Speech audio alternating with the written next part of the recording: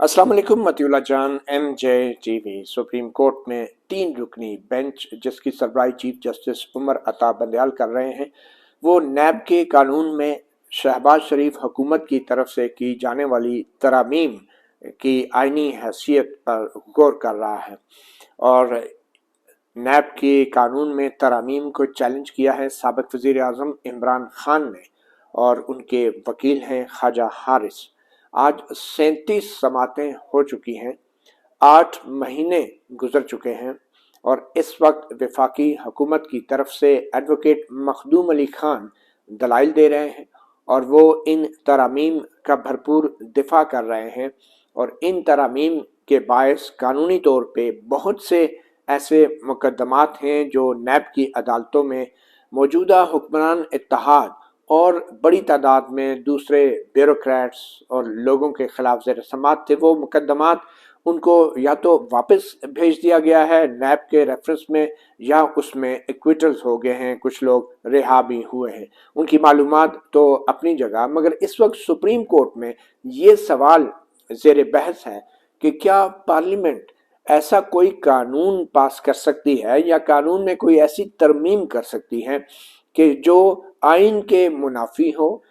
या फिर आइन में दिए गए बुनियादी इंसानी हकूक़ के मुनाफी हो। इमरान खान के वकील ख्वाजा हारिस का ये मौक़िफ़ था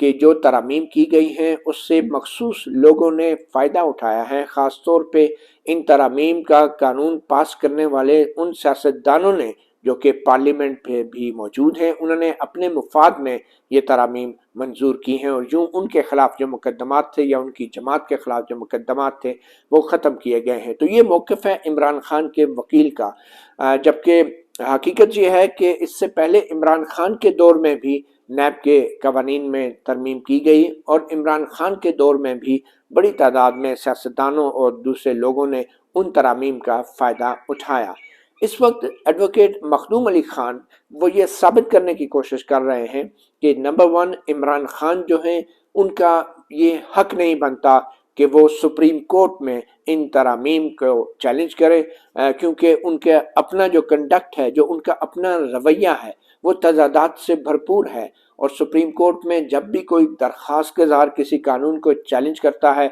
तो उस दरख्वास्त गुज़ार का अपना रवैया भी देखना ज़रूरी होता है। और एडवोकेट मखदूम अली खान का ये कहना है कि इमरान खान एक पार्टी के सरबराह थे और आज के दलाइल में उन्होंने ये साबित करने की कोशिश की कि बतौर एक सरबराह PTI के वो पार्लियामेंट के अंदर अगर मौजूद होते इन तरामीम की मंजूरी के वक्त तो वो इन तरामीम को रोक सकते थे। तो यूं इमरान खान ने जो मामला पार्लियामेंट में वो रोक सकते थे, उनकी दस्तरस में था, वो मामला सुप्रीम कोर्ट में लाकर एक गलती की है। और सुप्रीम कोर्ट को ऐसे दरख्वास्त गुजार को नहीं सुनना चाहिए कि जो कानून बनते वक्त अपनी जमात समेत पार्लियामेंट से बॉयकॉट करता है और फिर कानून बनने के बाद वो उस कानून को सुप्रीम कोर्ट में चैलेंज करता है। एडवोकेट मखदूम अली खान का ये भी एक दलील थी कि सुप्रीम कोर्ट जो है ये इस मुकदमे को या इस दरख्वास्त को इसलिए भी नहीं सुन सकती कि ये एक सियासी नौयत की दरख्वास्त है इमरान खान की तरफ से, ये सियासी मुकदमा है और सुप्रीम कोर्ट को सिर्फ और सिर्फ आइनी मामलात के अंदर अपनी राय देनी चाहिए और इस मुकदमे में वक्त ज़ाया नहीं करना चाहिए। और पार्लियामेंट के पास ये अख्तियार है कि वो किसी किस्म का कानून बना भी सकती हैं, उसमें तरमीम भी कर सकती हैं। और फिर एडवोकेट मखदूम अली खान का ये भी कहना था कि इमरान खान के दौर में भी ये तरामीम हुई हैं और उन तरामीम से भी बहुत से सियासतदानों ने फ़ायदा उठाया है। और एडवोकेट मखदूम अली खान के जो आज के दलाइल हैं और चीफ जस्टिस उमर अता बंदयाल ने आज भी बड़े दिलचस्प कुछ रिमार्क्स दिए हैं, क्योंकि एक दिन पहले उन्होंने काफ़ी सियासी नौयत के कुछ रिमार्क्स दिए थे, जिनमें से एक ये था कि इमरान खान सबसे बड़ी जमात के सरबराह हैं और फिर इमरान खान जो हैं वो पार्लियामेंट में से उन्होंने जो इस्तीफ़ा दिया वो उनकी एक सियासी हिकमत अमली थी और इलेक्शंस ही वाहिद हल है, अवाम को फैसला करना चाहिए ऐसे तनाज़ात का। अब ये वो रिमार्क्स हैं जो चीफ जस्टिस उमर अता बंदयाल की तरफ से आए थे और जिन पे बड़ा रद्द अमल भी आया हमने देखा उन पे तनकीद भी हुई हुक्मरान जमात की तरफ से। کیونکہ ان ریمارکس کا یا ان باتوں کا براہ راست ان درخواستوں سے کوئی تعلق نہیں ہے یا اس قانونی سوال سے کوئی تعلق نہیں ہے جس کے اوپر سپریم کورٹ غور کر رہی ہے۔ یوں لگ رہا تھا کہ چیف جسٹس عمر عطا بندیال عمران خان کی حمایت کر رہے ہیں یا ان کے سامنے جو اس وقت سیاسی مشکلات ہیں ان کا کوئی حل تلاش کرنے کی کوشش کر رہے ہیں۔ تو آج بھی چیف جسٹس عمر عطا بندیال نے کل کے ریمارکس کے حوالے سے تھوڑا سا تسلسل کا مظاہرہ کیا اور آج بھی انہوں نے پھر کہا کہ کیوں نہ ہم عمران خان کو بلا کر ہم ان سے یہ سوال کریں کہ کیا وجہ تھی کہ وہ اسمبلی میں انہوں نے ان نیب کے قوانین میں جو ترامیم کا بل تھا اس کو روکا نہیں، باوجود اس کے کہ وہ اکثریت میں تھے۔ تو اس حوالے سے جو مکالمہ ہوا، جو دلائل ہوئے اور جو معزز ججوں کے ریمارکس تھے ان کا مختصر خلاصہ میں آپ کو بتاتا چلوں۔ جب سماعت شروع ہوئی تو اس وقت ایڈوکیٹ مخدوم علی خان جو حکومت کے وکیل ہیں ان کا یہ کہنا تھا کہ پارلیمنٹ کا جوائنٹ سیشن ہوا اور یہ ترامیم منظور کی گئی، اور جوائنٹ سیشن کے اندر پی ٹی آئی کے 27 سینیٹر موجود تھے مگر قومی اسمبلی سے پی ٹی آئی کے کوئی لوگ موجود نہیں تھے جب یہ ترامیم منظور ہوئی، اور پی ٹی آئی نے یہ بائیکاٹ کر رکھا تھا قومی اسمبلی کا، اور اس وجہ سے یہ ترامیم منظور ہو گئی، جس پہ چیف جسٹس عمر عطا بندیال نے کہا کہ ہمیں ابھی تک اس بات کی منطق سمجھ نہیں آئی، ریشنل سمجھ نہیں آیا کہ وہ بائیکاٹ پی ٹی آئی نے کیوں کیا، مگر بہرحال یہ اب ایک زمینی حقیقت ہے، اور اگر ہم اس میں بہت زیادہ گہرائی میں جائیں گے تو کہ انہوں نے ووٹ کیوں نہیں کیا یا کیوں کیا تو اس کا بھی کوئی فائدہ نہیں ہے، اور اسی لیے ہم یہ چاہ رہے تھے کہ عمران خان کو بلا کر ہم ان سے سنیں، فرام ہارسز ماؤتھ ہم یہ سنیں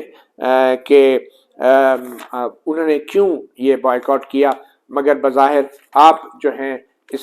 اس چیز میں دلچسپی نہیں رکھتے کہ عمران خان خود کورٹ میں آئیں اور یہ چیزیں بتائیں، اور میرے خیال میں جو عمران خان کے وکیل ہیں اس حوالے سے وہ ہدایات لے سکتے ہیں اپنے کلائنٹ سے، یعنی کہ عمران خان سے۔ ایڈوکیٹ مخدوم علی خان نے کہا کہ پی ٹی آئی جو پارلیمنٹ کا مشترکہ اجلاس تھا جس میں یہ نیب کے قوانین کی ترامیم منظور کی گئی، اگر پی ٹی آئی چاہتی تو وہ ان ترامیم کو روک سکتی تھی، ان ترامیم کو ناکام کر سکتی تھی، کیونکہ پی ٹی آئی اگر اس جوائنٹ پارلیمانی سیشن میں شامل ہوتی بھرپور انداز سے تو قانونی اعتبار سے پی ٹی آئی اکثریت میں تھی۔ اور پھر ایڈوکیٹ مخدوم علی خان نے کہا کہ آئینی طور پہ یہ جو قانون ہے آئین کے عین مطابق منظور کیا گیا ہے اور آئین میں جو طریقہ کار وضع ہے اس کے مطابق منظور کیا گیا ہے، اور جو صدر پاکستان ہیں انہوں نے ایک بار اس قانون کے مسودے پہ دستخط کرنے سے انکار کیے تھے اور انہوں نے صدر عارف علوی نے یہ قانون واپس بھی بھیج دیا تھا، اور آئین میں یہ درج ہے کہ جب صدر ایک دفعہ واپس بھیج دے تو پھر جوائنٹ سیشن میں اگر وہی قانون منظور ہو جاتا ہے تو پھر از خود صدر کے دستخطوں کے بغیر ہی وہ قانون بن جاتا ہے۔ تو صدر نے ایک موقع دیا تھا پارلیمنٹ کو، اور پارلیمنٹ کو موقع دینے کا مقصد یہ تھا کہ پارلیمنٹ کی تمام جماعتیں جو ہیں وہ اپنا اس پہ دوبارہ سے اس پہ غور کریں، اور تمام جماعتوں میں تحریک انصاف بھی شامل تھی، مگر ایڈوکیٹ مخدوم علی خان کے مطابق تحریک انصاف نے صدر کے اس قانون کو واپس بھیجے جانے کے بعد اور پارلیمنٹ میں یہ قانون دوبارہ آنے کے بعد پی ٹی آئی نے پھر بھی اس اجلاس میں شرکت نہیں کی، اور یوں جو سب سے بڑی جماعت تھی تحریک انصاف جوائنٹ سیشن کے اندر وہ اس نے یہ موقع گوا دیا۔ اور پھر ایڈوکیٹ مخدوم علی خان نے چیف جسٹس عمر عطا بندیال کی اس ریمارک کا بھی حوالہ دیا جس میں انہوں نے کہا تھا کہ یہ تو عمران خان کی ایک سیاسی حکمت عملی ہے، اس کے اندر ہم کیا جا سکتے ہیں، یہ تو ایک سیاسی فیصلہ تھا کہ انہوں نے بائیکاٹ کرنا ہے یا نہیں کرنا۔ تو جس پہ ایڈوکیٹ مخدوم علی خان نے کہا یقیناً یہ ایک سیاسی حکمت عملی ہے، اور سیاسی حکمت عملی کا تقاضا یہ تھا کہ عمران خان کی جماعت جوائنٹ سیشن میں اکثریت میں تھی، وہ 166 لوگ موجود تھے پارلیمنٹ کے اندر، اور اگر عمران خان کی جماعت بھی اس جوائنٹ سیشن میں شامل ہوتی تو عمران خان کی جماعت کو 182 اراکین کی حمایت مل جاتی، اور پھر قانون جو ہے وہ 182 اراکین پی ٹی آئی کے ہوتے ہوئے یہ قانون کبھی پاس نہ ہوتا۔ تو سیاسی حکمت عملی کا تقاضا تو یہ تھا کہ عمران خان اس پارلیمنٹ کے اجلاس میں بھرپور انداز سے شریک ہوتے ہیں، مگر عمران خان نے شرکت نہیں کی۔ جس پہ جسٹس منصور علی خان نے کہا کہ جو بائیکاٹ کا لفظ ہے آئین میں اس کا کوئی ذکر نہیں ہے، اور انہوں نے کہا کہ کیا پارلیمنٹ کی سیٹوں کو سیاسی جماعتیں خالی چھوڑ سکتی ہیں کہ وہ کہہ دیں کہ ہم سب جا رہے اور پارلیمنٹ خالی ہو جائیں، جس پہ ایڈوکیٹ مخدوم علی خان نے کہا کہ عمران خان نے جان بوجھ کے جو معاملہ سیاسی نوعیت کا تھا اور جس کا حل پارلیمنٹ کے اندر تھا، تو وہ سیاسی تنازع جو ہے عمران خان نے جان بوجھ کے وہ سیاسی تنازع ایک سپریم کورٹ میں لے کر آ گئے ہیں، جس پہ چیف جسٹس عمر عطا بندیال نے کہا کہ عام طور پہ جو سپریم کورٹ میں تنازعات ڈسکس ہوتے ہیں وہ سیاسی نوعیت کے بھی ہوتے ہیں، اور ہم ان سیاسی نوعیت کے معاملات کو بھی انٹرپریٹ کرتے ہیں اور آئینی معاملات کو بھی ان کی بھی تشریح کرتے ہیں۔ پھر انہوں نے مثال دی کہ جیسے قرارداد پاکستان جو پاس ہوئی تھی تو وہ ایک سیاسی قرارداد تھی، مگر بعد میں وہ آئین کا حصہ بھی بن گئی اور اس کی ایک آئینی حیثیت ہو گئی۔ تو اسی طرح بہت سارے دوسرے معاملات ہیں جو کہ ہوتے سیاسی نوعیت کے، مگر سپریم کورٹ پھر بھی آئینی فورم کے اوپر ان کو ڈسکس کرتی ہے اور ان کی تشریح کرتی ہے، جس پہ ایڈوکیٹ منصور علی خان نے کہا کہ جو درخواست گزار کا جو رویہ ہے، جو کنڈکٹ ہے، جو ان کا ذاتی کنڈکٹ ہے، وہ اس رویہ جو ہے وہ عمران خان کے سپریم کورٹ میں آنے کے راستے میں حائل ہے، وہ ایک ان کو روکتا ہے، کیونکہ پرسنلی وہ کلین ہینڈز کے ساتھ نہیں آ رہے۔ کیا یہ سپریم کورٹ تمام سیاسی تنازعات کو جو ہے وہ سپریم کورٹ میں لانے کی اجازت دے گی؟ اور جو پرنسپل فورم ہے سیاسی تنازعات کا، جو بڑا فورم ہے، جو اصلی فورم ہے سیاسی تنازعات کو حل کرنے کا، وہ سپریم کورٹ آف پاکستان ہے، اور وہاں پہ ہی سیاسی طور پہ ڈیبیٹ ہوتی ہے، ڈسکشن ہوتی ہے، اور پھر اگر اس ڈیبیٹ اور وہ ڈسکشن جو ہے اس کو سپریم کورٹ میں لایا جائے تو پھر یہ مناسب نہ ہوگا۔ اور ایڈوکیٹ مخدوم علی خان نے ججز سے مخاطب ہو کے کہا کہ آپ لوگ جو ہیں وہ قانون کی آئینی حیثیت کے حوالے سے اس کا صرف جائزہ لے سکتے ہیں۔ یو آر دا ججز of the constitutionality of the legislation. Chief justice Umar Ata Bandial نے کہا کہ جب مفاد عامہ کا کوئی سوال اٹھتا ہے اور بنیادی انسانی حقوق کا سوال اٹھتا ہے تو اس میں پھر درخواست گزار کی جو ذاتی رویہ ہے اس کی کیا اہمیت ہوتی ہے؟ کیا ہم صرف اس لیے مفاد عامہ اور بنیادی انسانی حقوق کے معاملات یا ان کی خلاف ورزی کو نظر انداز کر دیں کہ جو درخواست گزار ہیں اس کا ذاتی رویہ ٹھیک نہیں ہے؟ تو اس میں درخواست گزار کا ذاتی رویہ جو ہے وہ کتنا اہم ہے اگر دوسری طرف مفاد عامہ اور بنیادی انسانی حقوق کی خلاف ورزی ہو رہی ہو؟ ہاں، ذاتی رویہ تب اہم ہوگا کہ اگر درخواست گزار کسی بدنیتی کے ساتھ وہ درخواست اس نے ڈالی ہو، تو اس بدنیتی کے حوالے سے کوئی شواہد ہونی چاہیے، کوئی ثبوت ہونے چاہیے، پھر جو ہے ہم یہ سوال اٹھا سکتے ہیں درخواست گزار کے رویے کا یا اس کے کنڈکٹ کا۔ مگر کیا آئین پاکستان جو ہے، یہ ایک سوال ضرور ہے بقول چیف جسٹس عمر عطا بندیال کے، کہ کیا آئین پاکستان جو ہے وہ اسمبلی سیشن کے حوالے سے بائیکاٹ کی بھی اجازت دیتا ہے؟ کیا آئین پاکستان میں کہیں یہ ذکر ہے کہ جو اسمبلی اراکین ہیں وہ بائیکاٹ کر سکتے ہیں؟ اور پھر مگر یہ بھی ممکن ہے کہ جو بائیکاٹ ہے اس کے پیچھے کوئی سیاسی منطق ہو، کوئی سیاسی وجوہات ہوں، تو یہ بھی تو ایک سیاسی حق ہے سیاستدان کا، جس پہ ایڈوکیٹ مخدوم علی خان نے کہا کہ جو قانون سازی کا جو اصل فورم ہے وہ پارلیمنٹ ہے، اور جہاں پہ پارلیمنٹ قانون سازی کرتے وقت آئینی حدود سے تجاوز کرے گی، یعنی آئینی جو لیمیٹیشنز ہیں ان کی خلاف ورزی کرے گی، تو پھر جو ہے وہ معاملہ سپریم کورٹ میں یا عدالتوں میں آئے گا۔ اور خاص طور پہ عمران خان کا پرسنل کنڈکٹ اس لیے بھی امپورٹنٹ ہے کہ وہ کوئی عام شہری نہیں ہے، اور بائی دا وے ایک دن پہلے چیف جسٹس عمر عطا بندیال نے بھی یہ کہا تھا کہ عمران خان کوئی عام شہری نہیں ہے، وہ ایک پارٹی کے سربراہ ہیں اور بہت بڑی، سب سے بڑی جماعت کے سربراہ ہیں۔ تو آج جب ایڈوکیٹ مخدوم علی خان نے کہا کہ عمران خان کوئی عام شہری نہیں ہے، وہ ایک پارٹی کے سربراہ ہیں، اور وہ اس طرح کا کوئی عام شہری نہیں ہے کہ جن کا قانون سازی پہ کوئی کنٹرول ہی نہیں ہے یا وہ کسی قانون سازی کو روک نہیں سکتے، ایڈوکیٹ مخدوم علی خان کا کہنا تھا کہ عمران خان جو ہیں وہ ایک پارٹی کے سربراہ ہیں، وہ ایک لیڈر ہیں، اور ان کی پارلیمنٹ میں اکثریت تھی، تو وہ اس قانون کو رکوا سکتے تھے، وہ اس قانون کو ناکام کر سکتے تھے، مگر انہوں نے نہیں کیا، اور پھر اس کے بعد اسی قانون کے خلاف عدالت میں آ گئے۔ تو اس لیے ان کو عام شہری والی مراد حاصل نہیں ہوں گی کہ وہ ایک عام شہری ہیں اور مفاد عامہ کا معاملہ ہے اور انسانی حقوق کی خلاف ورزی ہے، تو ان کا رویہ جو ہے وہ ریلیونٹ نہیں ہے۔ عمران خان کا بطور درخواست گزار رویہ بالکل بہت عام ہے، کیونکہ وہ عام شہری نہیں ہیں، اور ان کی جماعت اگر جوائنٹ سیشن جو مشترکہ اجلاس تھا پارلیمنٹ کا، اس میں اگر شریک ہوتی تو وہ اس قانون کو ناکام کروا سکتی تھی۔ تو اس لیے عام شہری کا تو کوئی کنٹرول نہیں ہوتا قانون سازی پہ، مگر عمران خان کا تھا، اور اس کیس میں عمران خان بطور درخواست گزار ان کا کنڈکٹ اور ان کا رویہ جو ہے وہ اہمیت اختیار کر جاتا ہے۔ اور جتنا زیادہ درخواست گزار کا سٹیٹس ہوگا، ایڈوکیٹ مخدوم علی خان نے کہا کہ درخواست گزار جتنا معاشرے کے اندر جتنے بڑے عہدے پر ہوگا، جتنا زیادہ اختیارات کا حامل ہوگا، اتنا ہی زیادہ اس کا کنڈکٹ جو ہے وہ اہمیت اختیار کر جائے گا عدالتوں کے لیے، کہ وہ یہ دیکھیں کہ یہ درخواست گزار جو کام خود کر سکتا تھا اس نے نہیں کیا، اور یہ معاملہ جو ہے وہ سپریم کورٹ یا عدالتوں میں کیوں لے کر آیا۔ اس پہ جسٹس اعجاز الاحسن نے کہا کہ ہم یہ دیکھ رہے ہیں کہ کیا جو آئینی حدود ہیں پارلیمنٹ کی قانون سازی کی،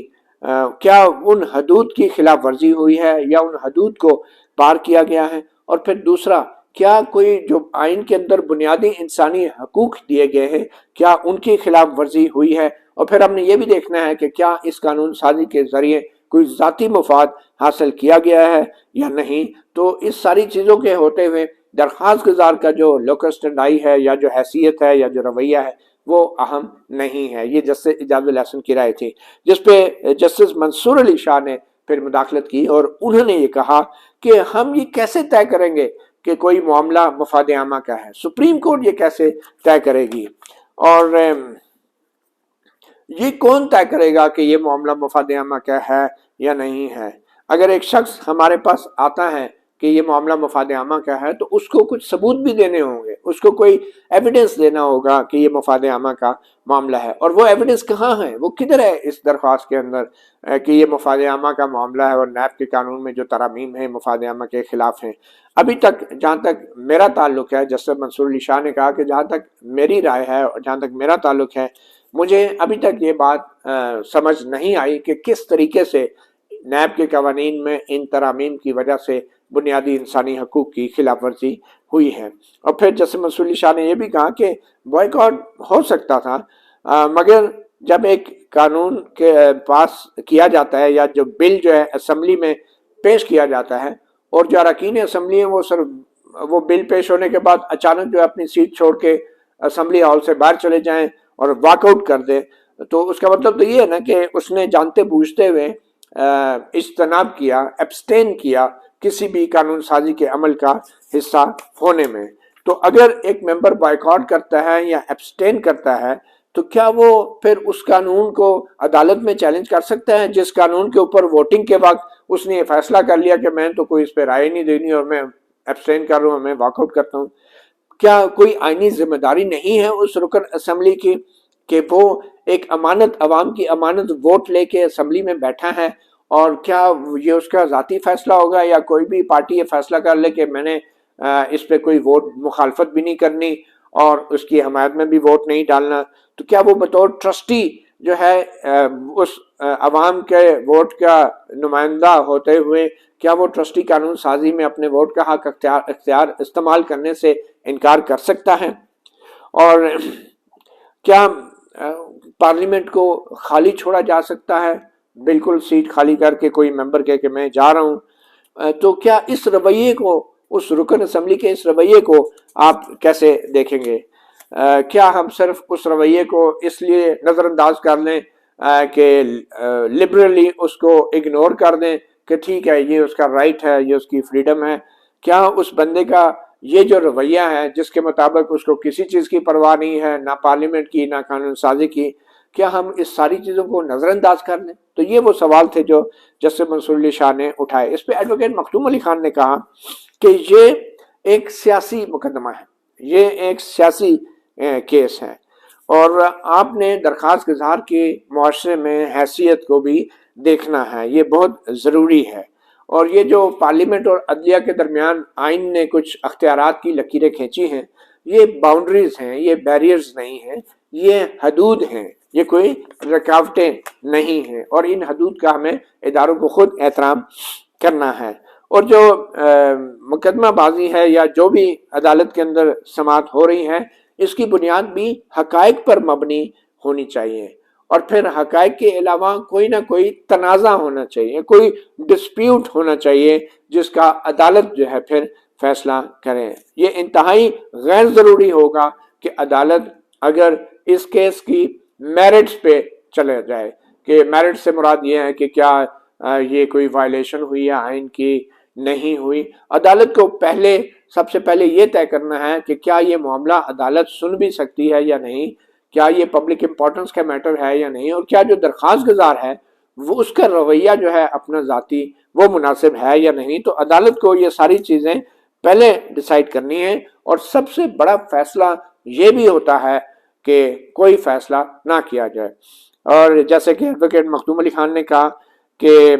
most important thing to decide is also not to decide, یعنی ضروری نہیں کہ ہر معاملے میں آپ نے ڈیسائیڈ کرنا ہے، یہ فیصلہ کرنا کہ ہم نے اس میں کوئی فیصلہ نہیں کریں گے، ہم اسے سنیں گے نہیں، یہ بھی ایک عدالت کا بڑا اہم فیصلہ ہوتا ہے۔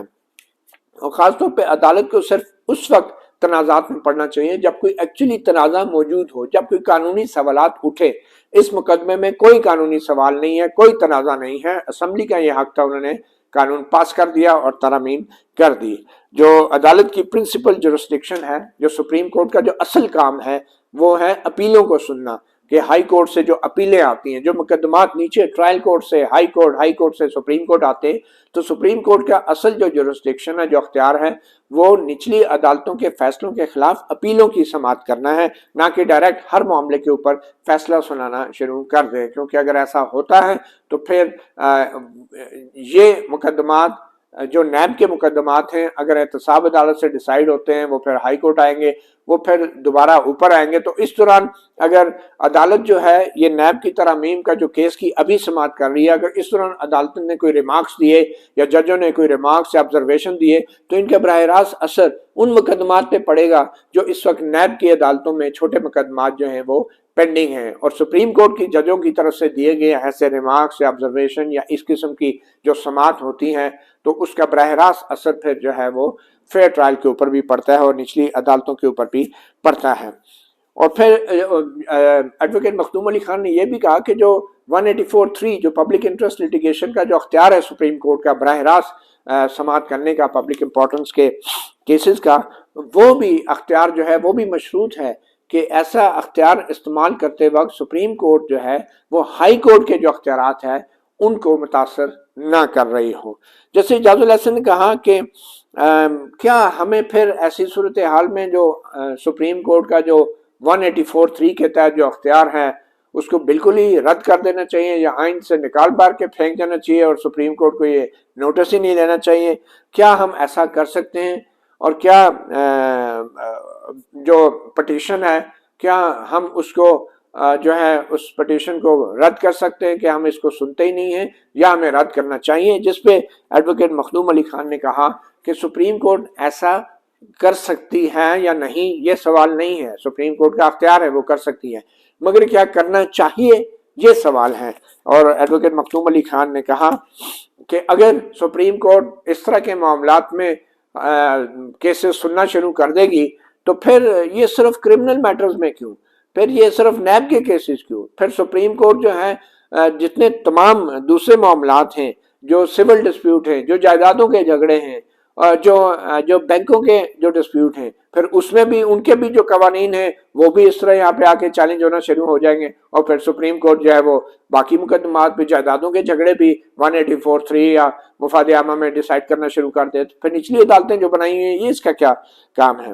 تو پھر ایڈوکیٹ مخدوم علی خان نے یہ کہا کہ غلطی کی گنجائش رہتی ہے، اسی لیے نچلی عدالتیں بنی ہیں کہ نیچے والی عدالتوں کی سے کوئی جو غلطی ہو جاتی ہے تو پھر اوپر والی عدالتیں اپیل میں ان غلطیوں کو درست کر دیتی ہیں۔ تو اس لیے سپریم کورٹ میں براہ راست جب ایک چیز سنی جائے اور فیصلہ ہو جائے تو پھر ہم یہ تو نہیں کہہ سکتے کہ وہ فیصلہ ہمیشہ کے لیے، ساری عمر کے لیے وہ درست ہی رہے گا، کیونکہ فیصلے تو عدالتوں کے بدلتے رہتے ہیں۔ آپ 3 معزز ججز بیٹھے ہیں یہاں پہ، انہی معاملات کے اوپر قانون سازی کے حوالے سے سپریم کورٹ کے اختیارات کے اوپر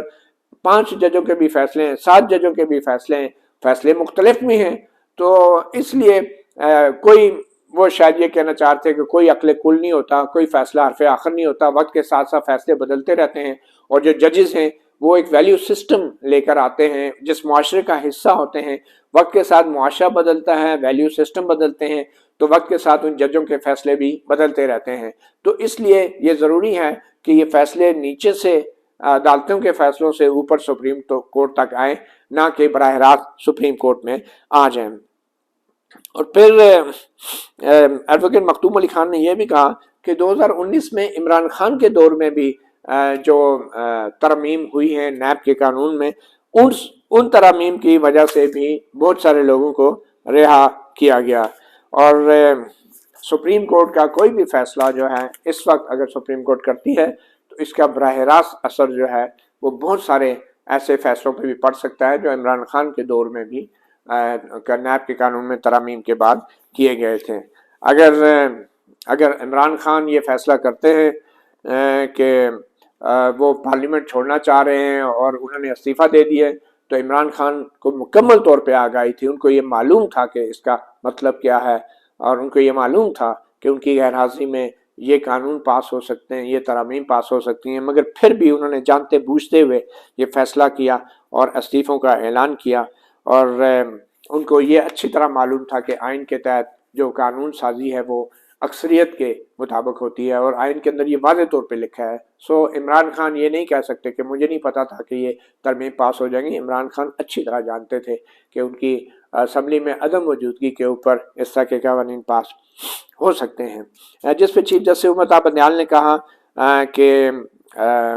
شاید عمران خان یہ اچھی طرح جانتے تھے کہ ان کو شکست ہوگی قانون سازی میں، تو اس لیے وہ اسمبلی میں نہیں گئے۔ شاید وہ کہنا چاہتے کہ ان کی پارٹی کے اندر اختلافات تھے، گروپ بن گیا تھا، تو شاید اس لیے۔ بہرحال چیف جسٹس عمر عطا بندیال نے عمران خان کے حوالے سے وضاحت کی کہ شاید عمران خان کو یہ تھا کہ ان کو حمایت نہیں ملے گی قانون سازی کے حوالے سے۔ چیف جسٹس عمر عطا بندیال نے یہ بھی کہا کہ جو آپ بات کر رہے ہیں کہ وہ کبھی استعفیٰ دیتے ہیں اور کبھی واپس آ جاتے ہیں، کبھی کہتے ہیں ہمارے استعفے قبول کرو، کبھی کہتے ہیں ہمارے استعفے جو ہیں قبول نہ کرو، تو چیف جسٹس عمر عطا بندیال نے اس حوالے سے بھی تھوڑی سی وضاحت کی۔ انہوں نے کہا کہ اس کی وجہ یہ ہے کہ عمران خان صرف لیڈر نہیں ہے، وہ ایک شہری بھی تو ہو سکتے ہیں نا، بطور عام شہری۔ حالانکہ ایک دن پہلے کہہ رہے تھے کہ وہ بہت بڑے لیڈر ہیں، سب سے بڑی جماعت کے لیڈر ہیں، آج کہہ رہے ہیں کہ وہ بطور عام شہری بھی تو ان کا کوئی رائٹ ہے نا کہ وہ کسی قانون کو چیلنج کرے۔ وہ صرف ایک اسمبلی رکن اور ایک پارٹی لیڈر کے طور پہ تو نہیں کر رہے۔ اور فنڈامنٹل